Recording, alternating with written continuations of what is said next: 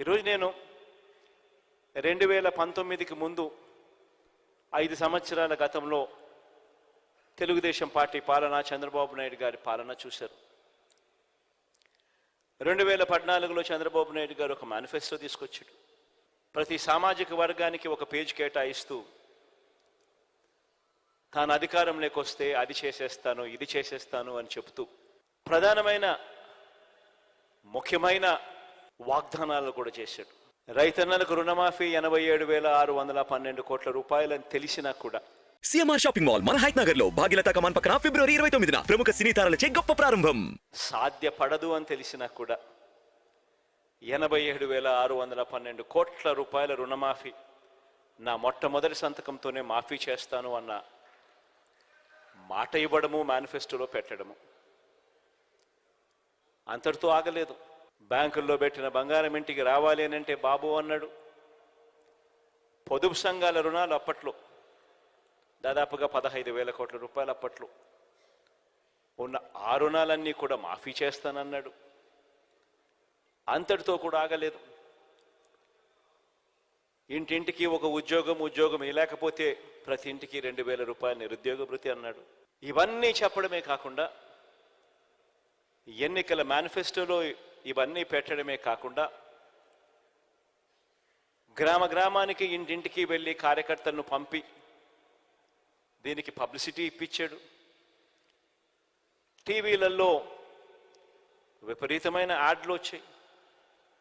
బ్యాంకుల్లో పెట్టిన బంగారం ఇంటికి రావాలి అని అంటే బాబే రావాలి అని అడ్వర్టైజ్మెంట్లు. నాకు ఇప్పటికి కూడా గుర్తుంది అడ్వర్టైజ్మెంట్లు. తాలిబొట్టును ఎవరో వచ్చి లాగుతూ ఉంటారు ఒక అక్క చెల్లెమ్మ మడిలో నుంచి. వెంటనే ఒక చెయ్యి వచ్చి ఇలా ఆపేస్తుంది.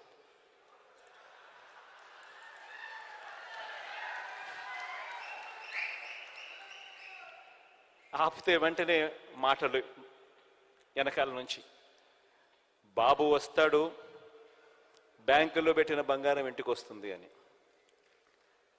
రకరకాలుగా ఇలాంటి వాగ్దానాలు. 2014లో చంద్రబాబు నాయుడు గారు ఇలాంటి మాటలు చెప్పినప్పుడు మన పార్టీలో కూడా చాలామంది శ్రేయోభిలాషులు కూడా నాకు కూడా చెప్పారు,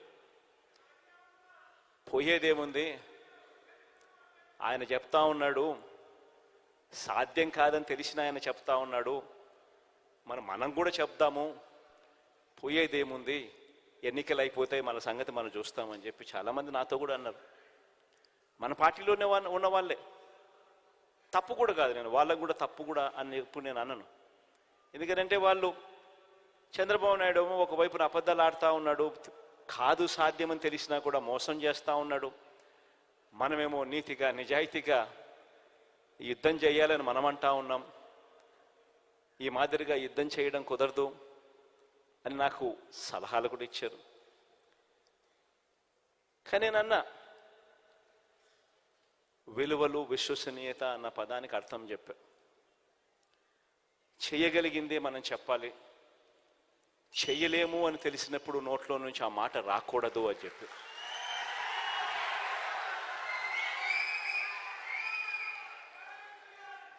ఆ తర్వాత మనం చెప్పలేకపోయాం. చంద్రబాబు నాయుడుకు తోడు ఆయన దత్తపుత్రుడికి తోడు అప్పట్లో కేంద్రంలో కూడా మోడీ గారి గాలి కూడా వీస్తూ ఉన్నది. ఆయన కూడా వీళ్ళతో భాగస్వాముడైనాడు. అందరూ కలిసి ప్రజలను మొత్తానికైతే గొప్పగా మోసం చేశారు. మోసం చేసి అధికారంలోకి వచ్చారు. వచ్చిన తర్వాత మేనిఫెస్టో అన్నది కనపడకుండా చెత్తబుట్టలోకి వెళ్ళిపోయింది. మేనిఫెస్టో ఎక్కడ ఉంది అని కనీసం వెబ్సైట్లలో వెతికితే వెబ్సైట్లలో కూడా మేనిఫెస్టో కనిపించుకోకుండా చేశారు.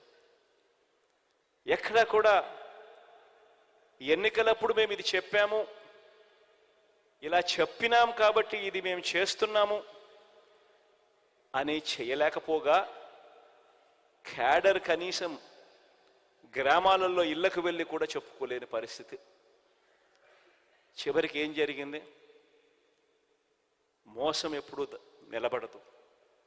చివరికి ప్రజలు ఎంత దారుణమైన తీర్పు ఇచ్చారు అని అంటే, చంద్రబాబు నాయుడు గారి పార్టీ తరపున ప్రజల్లోకి వెళ్ళి క్యాంపెయిన్ చేయడానికి చంద్రబాబు నాయుడు గారి క్యాడర్ కూడా గ్రామంలో ఉన్న ఇళ్లకు కూడా వెళ్ళలేని పరిస్థితిలోకి ఆ క్యాడర్ దిగజారిపోయింది.